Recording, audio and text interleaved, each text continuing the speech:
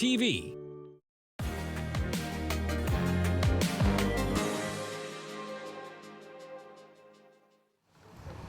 Brantford has become the second city in Canada to be recognized by the Canadian Alliance to End Homelessness and Built for Zero Canada for their work in collecting quality by-name data on the unsheltered population in Brantford and Brant County. The data standards are provided to us through the Canadian Alliance to End Homelessness. And essentially, we are required to demonstrate 3 months of accurate data collection. This is done behind the scenes with our Housing Stability Division. So this data is very important because it tells us more about who is experiencing homelessness, why they're experiencing homelessness, and it allows us to make better and informed choices based on evidence when it comes to coordinating access for services and ensuring that people are matched with the proper and most appropriate housing options. It also allows us to inform policies and approaches to homelessness that are based on evidence. So our Housing Stability Division team is a very small but mighty team. I cannot emphasize how few staff people are working on this, but how dedicated they are and how much work effort they put into it. So under Katie's leadership as Director of Housing and Homelessness Services, we do have a manager of housing stability, and their oversight is for all of the homelessness programs, including the quality by name list. With them, we have a senior project manager and a data analyst who work very closely with the Canadian Alliance to End Homelessness, and that's about it. So these folks are working with our coordinated access partners, so that includes our community partners like SOAR Community Services, who does all the intake to our emergency sheltering system, to all of our shelter partners like Rosewood House and Nova Vida and the Salvation Army, and other community providers such as Grand River Community Health, who are part of the coordinated access system. We really need the provincial and federal levels of government to really collaborate strongly with municipalities and flow the appropriate amount of financial funding so that we can address these issues. When we look at 701 people homeless in Brantford as of December 31st, we could fix that. We could build housing, but we have to do it with the financial resources, more affordable housing, more supportive housing. If we get that, we build, we can work together to end homelessness, hopefully.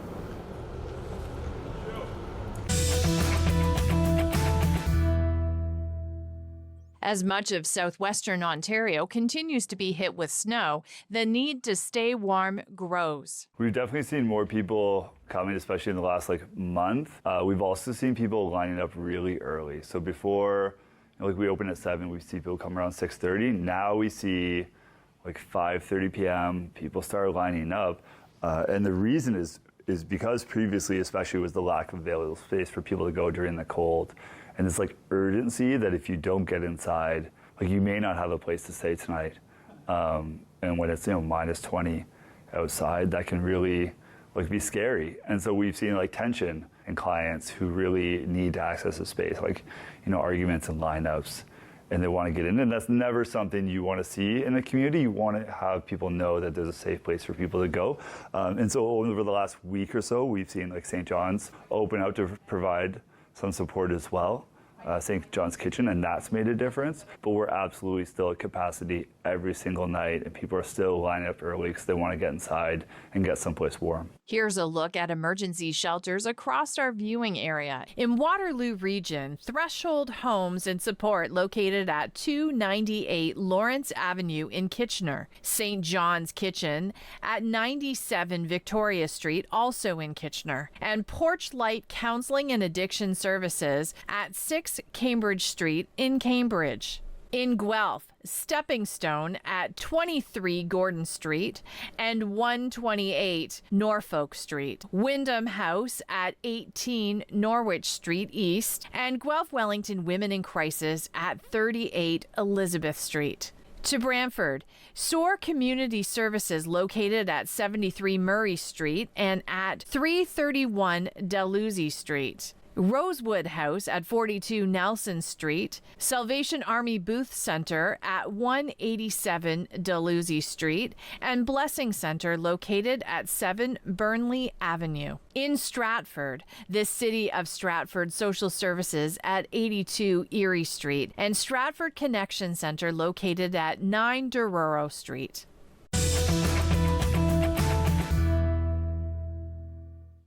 And we're really excited to have Rick Westhead here tonight talking with our Male Allies Program staff about the culture that is happening within hockey right now. We're talking about some of the public education and sexual violence prevention education that our team does in the community with local hockey teams. And I think that it's a great way for us to showcase the work that we're doing and let folks know that we have these wonderful programs around consent, healthy relationships, and accountability in sport. I think it's important that for people who have been impacted by sexual violence here in the community, that they know that they're not alone. They can always reach out to our organization for free counseling, support groups. If they need help, if they're considering reporting to police, we can walk with them every step of the way. We also want to be thinking about the people that we tend to think of as perpetrating violence and think about how we try and undo a culture of harm at the root. These kinds of events are so important because this area of work, violence prevention work, is perpetually underfunded, and especially right now, our current government is really bankrupting this kind of work. And so we are constantly looking for opportunities to reach community and to connect to other people doing this important work so that we can keep doing this to protect our communities.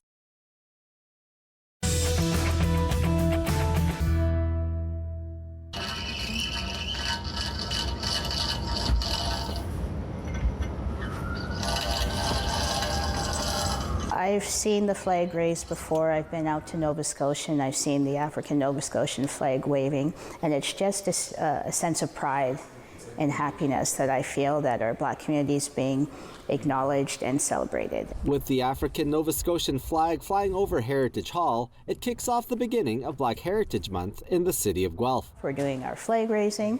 We're going to be having some singing, some spoken word, and talk a little bit about the Guelph Black Heritage Society and why is it important to celebrate Black Heritage Month. It's a good way to acknowledge our ancestors. We're raising today the African Nova Scotian flag, and that's a way for us to acknowledge that the Black community has been in Canada for hundreds of years, and so we think it's appropriate to have the Black African Nova Scotian flag. We have a full slate of events this year. We have an event with Let's Talk Science for the kids to learn more and to explore. We just had our free store yesterday that had some gently used goods that the people who are who have the need in the community could have come and they picked up items. On Saturday we're having our Together We Thrive market, so a bunch of Black-owned businesses will be presenting crafts, handmade goods, and cultural foods as well too.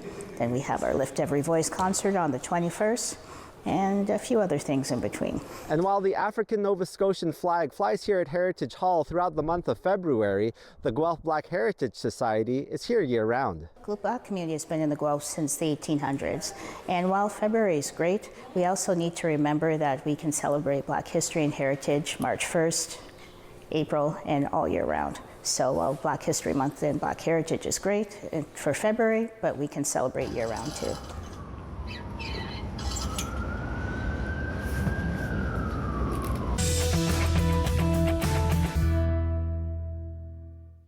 We've got to sell these jerseys off. Look at these jerseys.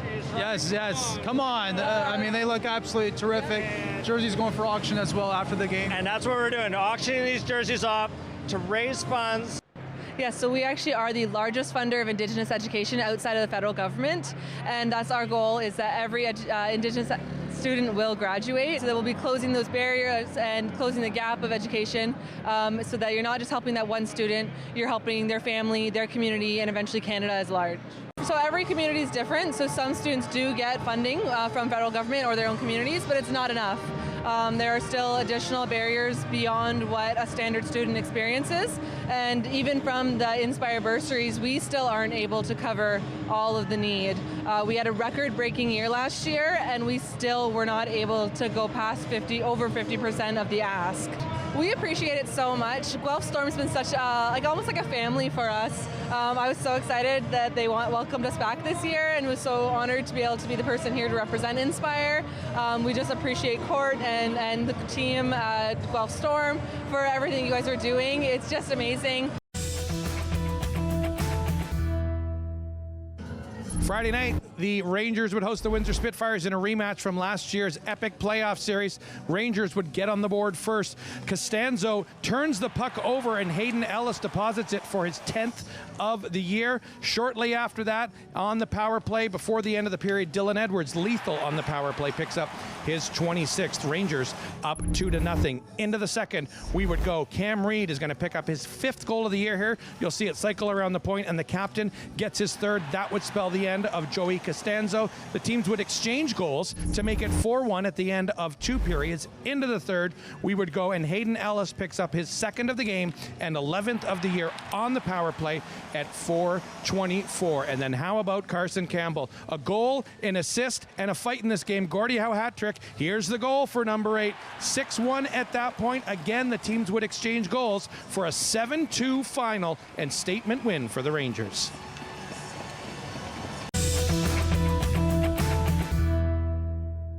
For everybody involved in tonight and the Women's Expo, 2 phenomenal women-led initiatives in our community. Their hard work. Nominations are now open for Waterloo Region's gala that celebrates women in our community.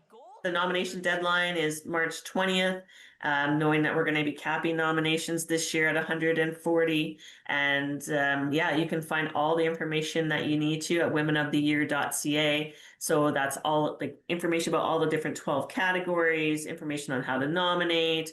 You can see past winners, all the information is there. So yeah, please get involved. We want to have you out joining us again for 2026 as we celebrate the 51st Women of the Year Awards. Nominees must reside, work, volunteer, or study in Waterloo Region. Our 2025 Skilled Trades recipient.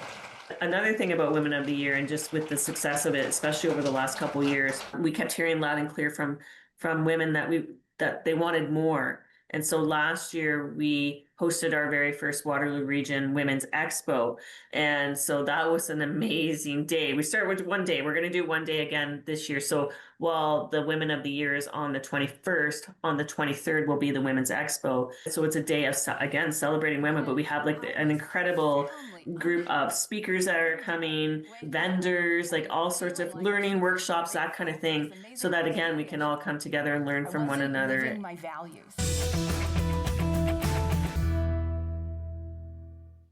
My name is Henrietta Van Niekerk, and I'm also the founder of Scrimp. The problem that Scrimp is trying to solve is that the grocery space is largely disconnected right now.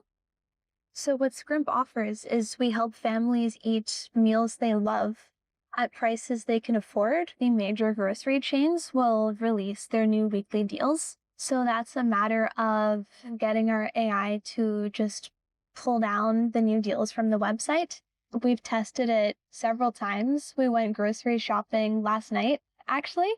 Basically, everything we wanted to get, it would be right there. It would say, this is the price for this thing. And that's just, it's amazing. It's like magic. Because food is such a personal thing, we never want the AI to be making recipes for you. We are actually starting another round of beta testing. If anybody watching this wanted to sign up for that. At Conrad, we do have this special program called BETS, and this is something that Henrietta has leveraged quite a lot. Really what we're trying to do in eCo-op, like for Velocity, is to help the students and their venture to be successful. In the age of AI, it's more important than ever to really focus on the value that we're giving to our potential customers. And Henrietta was a shining example of this. I think Scrimp is something really important right now. We hear more than ever, people in the community, people are really struggling with the rising cost of living. She's really taken a lot of care to design the app with families in mind and with features that are required for people to really customize the meal plans to their own diet, also their objectives for their household budgets.